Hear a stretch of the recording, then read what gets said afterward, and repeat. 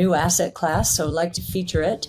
I'd like to highlight our, we call it the Bitcoin Monthly Report. I think we're going to evolve it to the Crypto Monthly, but for right now we're calling it the Bitcoin Monthly. We also have some information in there about Ether.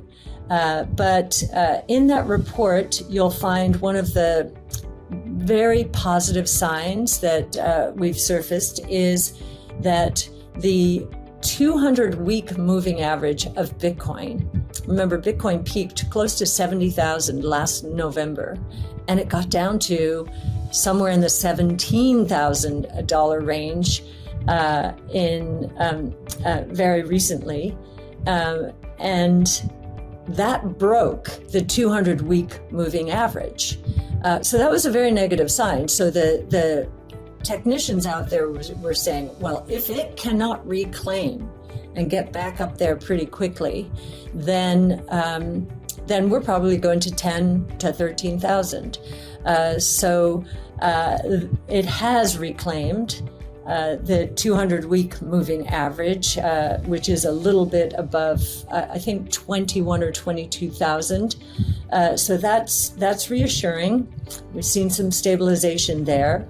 And the decline this time around, believe it or not, it was pretty intense, but was not as steep as it has been in the past. Normally it's more than 80% decline.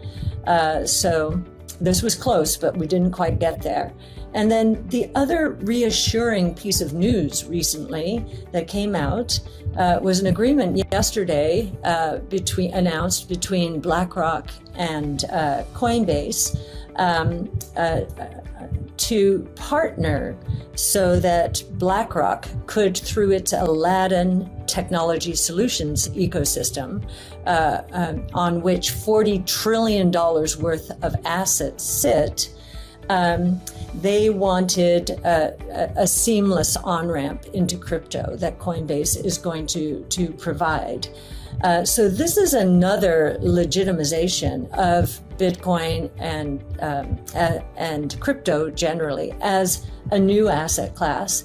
Some of this may have been caused by demand pull, institutions saying, hey, we want to get involved, and they're trying, but the plumbing was just too difficult. So that's good. We did a study on institutions moving into crypto. You can see it in our Big Ideas 2022. You can see the picture. And if we're right, that 40 trillion just from BlackRock's platform hosting other institutions, that would translate, if you just took our study, which basically said if you want to access crypto, but you want to minimize, you're more focused on minimizing volatility than increasing your Sharpe ratio, then you would put 2.5% into crypto. And if you're more interested in the Sharpe ratio, so returns per measure of risk, than you are about volatility, you'd put 6.5%. So assuming that 2.5% on this $40 trillion platform, that's $1 trillion of demand. Now, it's not that, and that would more than double the crypto, the Bitcoin price right there, if we just assumed it was all done in Bitcoin, which this agreement is only focused on Bitcoin. Now, what that misses, however, is what we call illiquid supply. There are hodlers out there, holders for dear life, or I've forgotten what that's all about, hold on for dear life. And so the illiquid supply, according to our estimates, is about 14 million out of the roughly, I think we're into near 19 million, 18 to 19 million Bitcoin outstanding. So illiquid, 14 million. And by our calculations, only 3 million units are truly liquid. So the demand, if we were to see a $1 trillion increase in demand, then it would probably drive the price up much higher than the doubling that I just mentioned. So you can see that work also on our website, ARK-Invest.com. Yassine El-Mandra wrote a report really focused on what institutional demand might do for the Bitcoin price. And so I'm really glad we have it. You can take a look at it and see our logic there. To market indicators right now. Well, July was a great month for innovation generally. I would say since mid-May has been a very good month, but in July specifically, the two best performing sectors, consumer discretionary up 15%, technology up about 13.5%. Those many of the stocks that cause that are associated with true innovation, disruptive innovation. On the lower end of the return scale, you had comm services up 1%. So that's Facebook and a lot of the social media platforms, which are being pummeled by cuts in advertising. And that's another confirmation that we're in a recession. Advertising is highly discretionary, and companies can pull the plug on it quickly, and they have.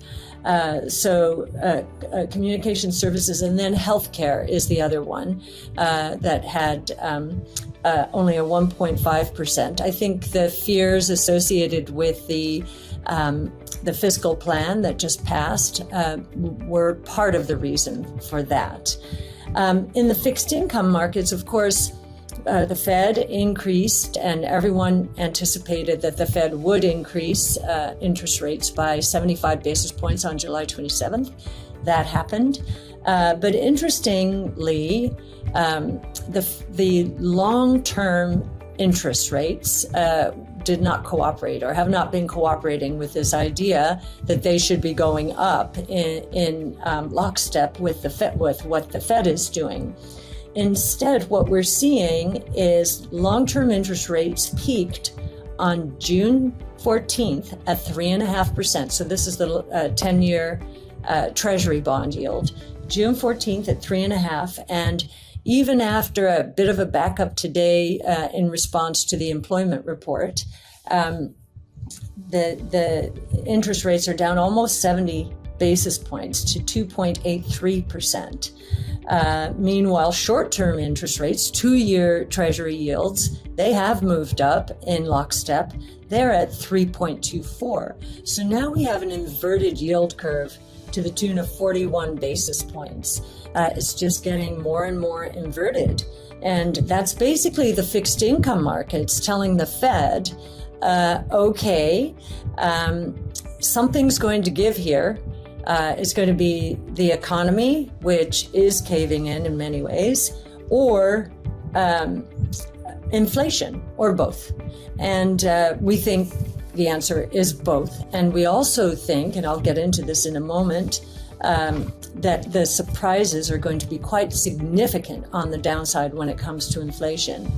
On the high yield spreads and credit default swaps, both of those have been settling down as well. So those were moving up fairly rapidly, as I had featured in prior months, but they're settling down. The credit default swap average peaked on June 30th at 104 and is now down to 81. Let's see, the high yield spreads, and what that means is the spread over Treasury yields that these high yield bonds are. So they were 6% higher than the 10-year Treasury yield on July 5th, and now they're 4.9%. So that's saying with the rally in July, and the rally happened, I believe, because there are more people believing we're in a recession and that inflation will come down. So that rally has taken some of the worry out of these other markets. Now, In terms of commodities, the commodity market, lots of evidence there. Just take copper. Now that's a metric that's really a gauge of how strong the economy is. And so that was fluctuating in the $4 to $5 per pound range for about a year. And the copper price peaked finally at roughly $5 in March. And they're now down to $3.54. So that's down 25%. And if you're looking at month to month and year over year, they're both down about 25%. That is going to get into the inflation indicators. Other metrics, I've mentioned gold before, I'll just keep mentioning it. It was in a 2-year trading range. It peaked in August of 2020. Most people don't know that. This is a very good inflation indicator. And it's peaked at roughly 2,100. It's down to 1,790 towards the lower end of that 2-year trading range. So copper broke hard below the trading range.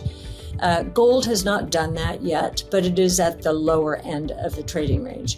Lumber has dropped to, and I won't give you the exact metrics here, but from $1,711 to $474. So a huge decline there, confirming what's going on in housing and other indicators. We did get the construction report this last week, and it was down 1.1%. In June. That's a very rapid decline for that sector.